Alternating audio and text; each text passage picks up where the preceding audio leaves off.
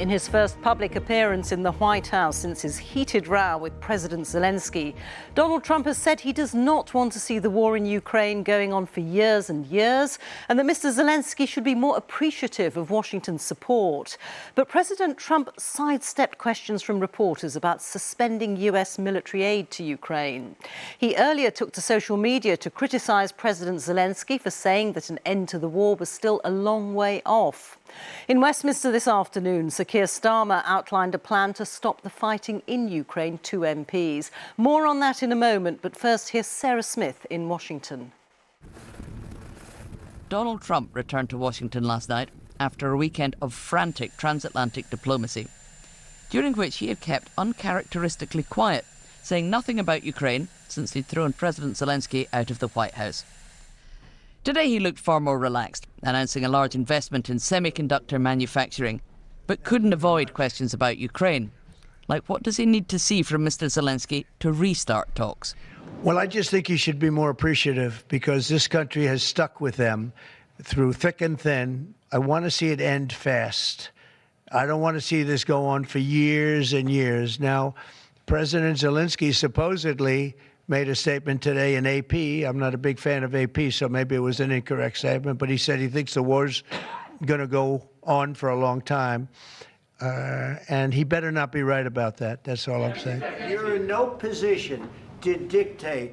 After last week's Oval Office showdown, Donald Trump has decided the Ukrainian leader is not ready to make peace.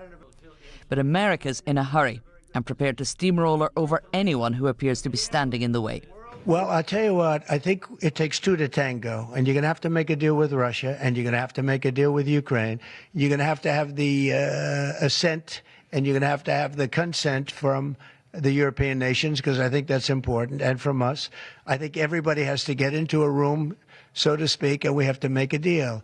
And the deal can be made very fast. It should not be that hard a deal to make. It could be made very fast. Now, maybe somebody doesn't want to make a deal. And if somebody doesn't want to make a deal, I think that person won't be around very long. That person will not be listened to very long. UK efforts to coordinate a European response, along with Mr. Zelensky, might have infuriated the American president, but appear to have been welcomed. 4 prime ministers and 5 presidents called me over the last 2 days, and they want to work it out. They want to get it worked out. Mr. Zelensky had already posted on social media, "It's very important that we try to make our diplomacy really substantive to end this war the soonest possible," he said.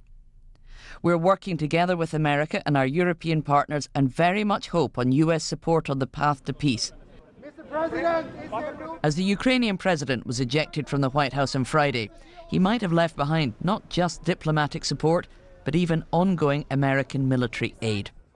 Donald Trump has not cut him off yet, but it could be a real possibility if relations don't improve soon.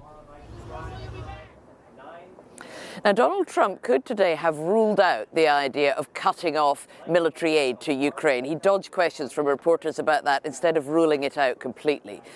And also today, he and some of his most senior aides have been talking about that deal that was supposed to be signed here on Friday, the deal that gives the US access to many of the critical mineral deposits in Ukraine.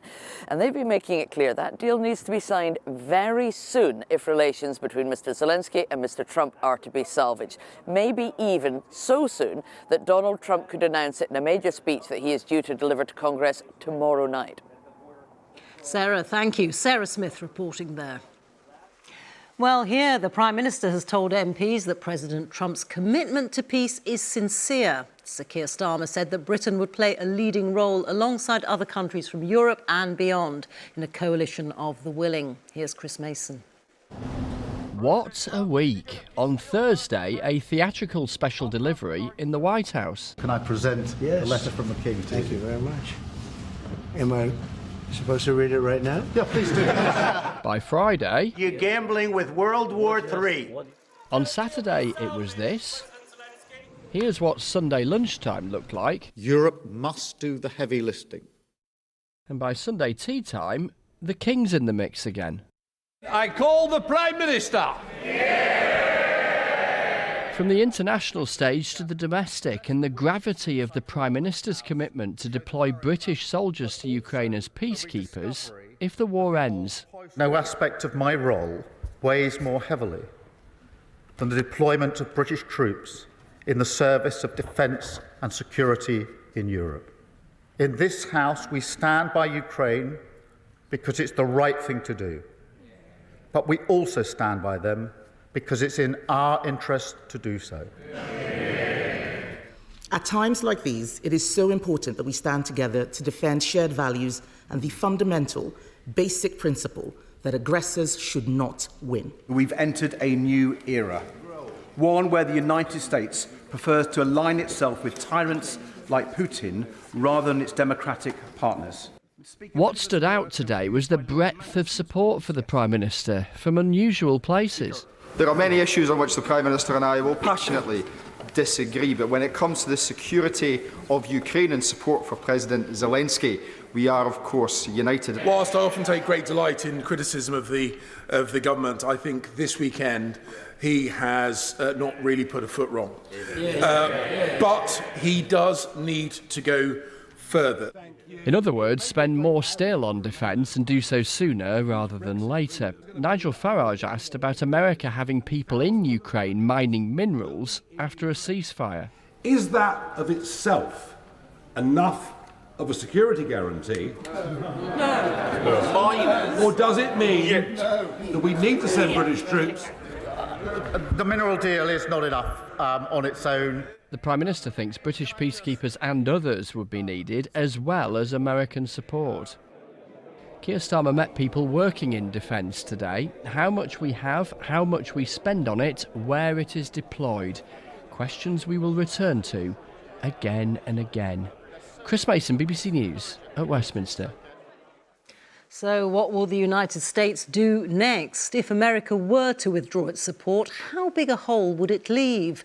Ukraine does produce some of its own weaponry, but it relies heavily on US and European support. Here's BBC Verify's Nick Eardley. What would a reduction in US support look like? And could Europe step in to fill funding and equipment gaps? Let's look at spending, first of all. The US is the biggest individual spender by some margin. This shows all military aid going into Ukraine. In red, the United States. In blue, every other country combined. That is a huge amount of cash for Europe and other countries to find. Very roughly, to keep the same level of spending without the US, every other country would have to double its military support. It's a big ask when there are so many pressures on public spending. For the UK, that's about £2.8 billion extra every year. Then there's equipment.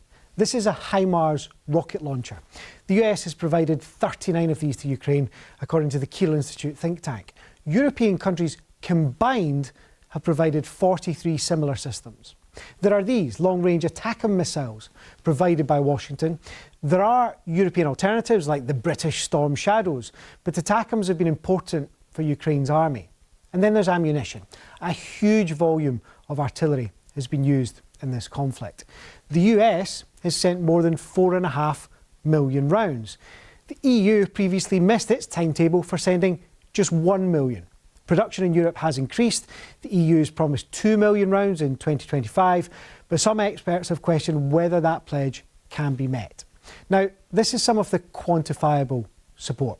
Remember, some of it isn't, like intelligence assistance. And the debate around support for Ukraine raises other questions about US support for NATO. This was what Elon Musk said over the weekend. He thinks it's time for the USA to leave the alliance, and that would have a huge financial impact. Here we can see NATO member defence spending. In red, the United States. In blue, every other country combined. If the USA reduced or even ended its funding, the impact would be colossal, even as European countries pledge to increase their defence spending. Nick Eardley there. Well, in a moment, I'll be speaking to Chris Mason, who's with me in the studio. But first to James Waterhouse, who is in Kiev for us. And James, Ukraine and the US both want peace, but they each have a very different definition of what that looks like.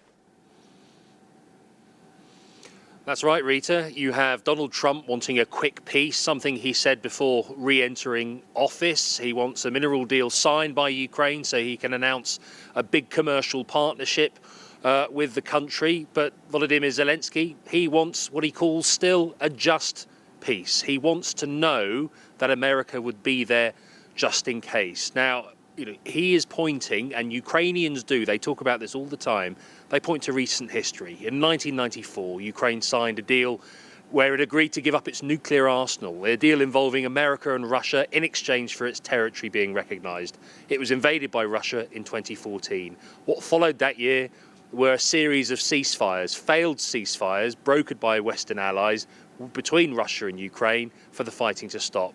Those ceasefires were broken and Russia built for its full-scale invasion in 2022.